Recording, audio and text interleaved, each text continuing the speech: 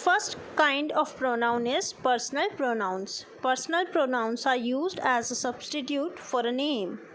This is also of two types, subjective and objective.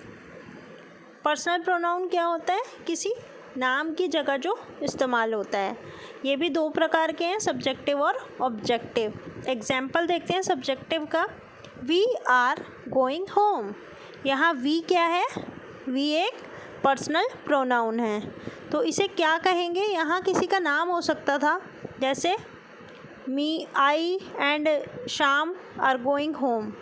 तो हमने इन दोनों की जगह क्या यूज़ किया? एक प्रोनाउन यूज़ किया, we are going home.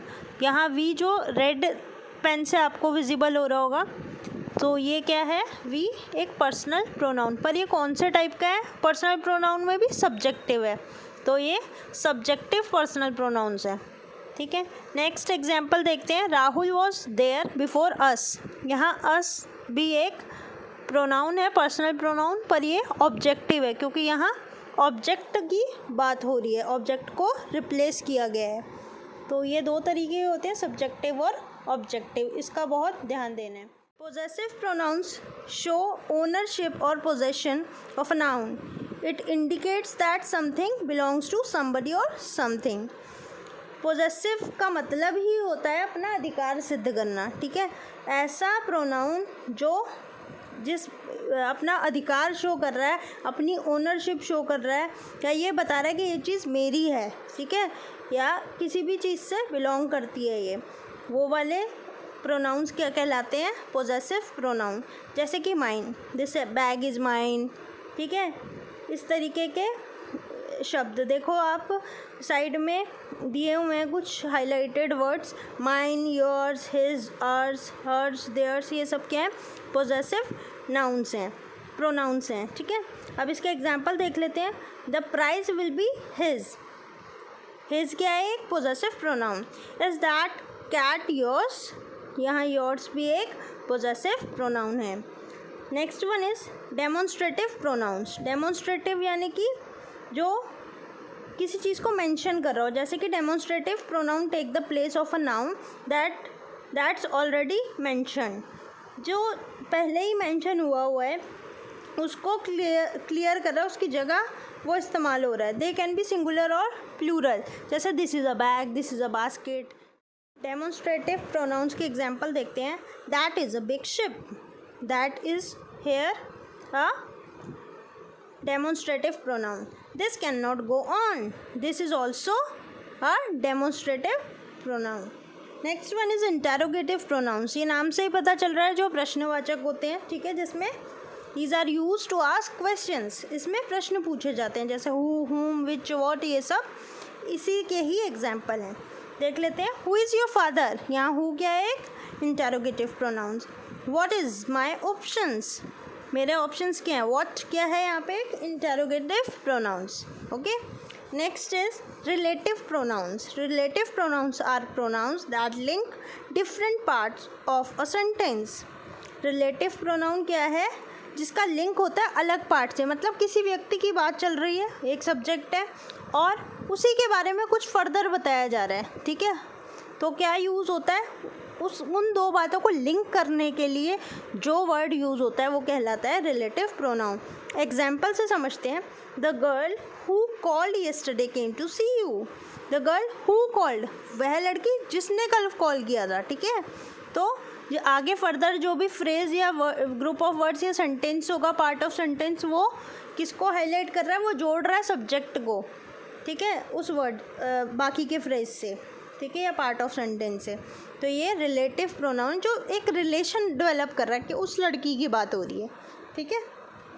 She lives in Bhopal which is the capital city of Madhya Pradesh. वह भोपाल में रहती है, जो कि भोपाल क्या है? एक कैपिटल सिटी है मध्य प्रदेश की. ठीक है. She will be happy with what ever you give her. वो खुश हो जाएगी चाहे आप what ever you give her, जो मर्जी आप उसे दीजिए, वो उसे प्राप्त करके खुश हो जाएगी. तो यहाँ वॉट एवर क्या है? रिलेटिव प्रोनाउन है. Now the next pronoun is intensive और emphatic pronouns. Intensive pronouns emphasize the subject of the sentence. We find them right after the noun. They are intensifying. They are written exactly the same way as the reflexive pronouns, but their function is different. कुछ इस ये भी reflexive pronoun जो हमने इससे पहले पढ़ा है उसी की तरह होते हैं, पर इनका फंक्शन थोड़ा अलग है. ये भी क्या कर रहे हैं, ये भी सब्जेक्ट को समझा रहे हैं, एक्सप्लेन कर रहे हैं, एम्फसाइज कर रहे हैं. ठीक है, इनका इंटेंशन क्या है उसी से ही है. इसका एग्जांपल देखते हैं. I myself bake the cake. मैंने खुद ये केक बेक किया है. The project itself wasn't difficult. Project itself. अब ये देखिए कि जो एम्फेटिक प्रोनाउन होता है वो किसको एम्फसाइज कर रहा है, जो हमारा सबसे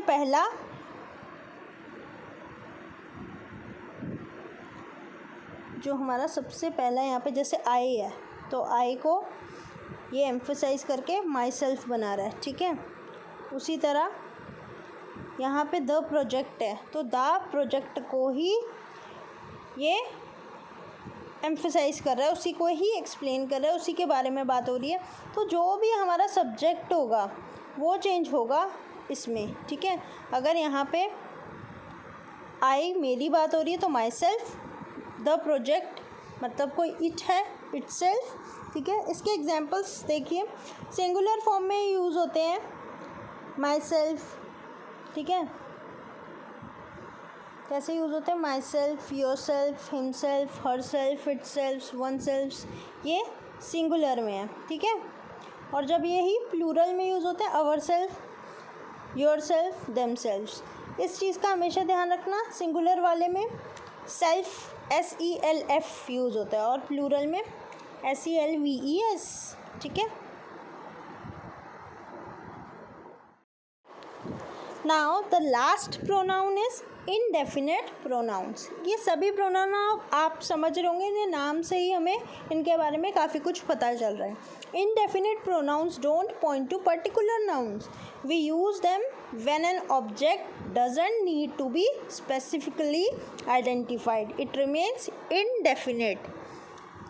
जब भी कोई ऐसा प्रोनाउन, हम नाउन को पर्टिकुलरली पॉइंट आउट नहीं कर रहे हैं इसमें. ठीक है, ये बिना स्पेसिफाई करके कि हम किस पर्सन की बात कर रहे हैं, एक इनडेफिनेट फॉर्म में प्रेजेंट होता है एक सेंटेंस में.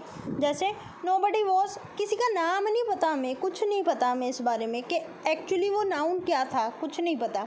Nobody was found guilty in the case. कोई भी गिल्टी नहीं था केस पे. अगर इस जगह किसी का नाम होता कि Mohan was found guilty in the case तो मोहन की जगह ही यूज़ हो जाता. ठीक है, वो एक पर्सनल प्रोनाउन हो जाता.